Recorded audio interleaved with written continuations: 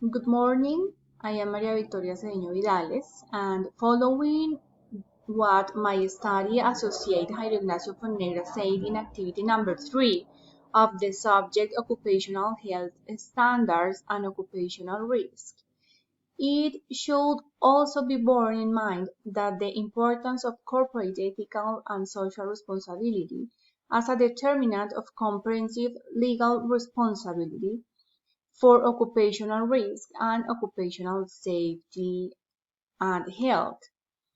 It could be said it could be said that it should be regarded as a strategic objective enabling organizations to generate human awareness for compliance with occupational safety and health standards, creating a culture within and outside the organization in relation to safety and health at work.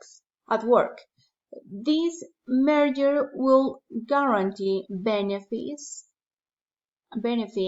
as add value related to good name of the company, increase in productivity, decrease in rates of accidents at work and occupational issues.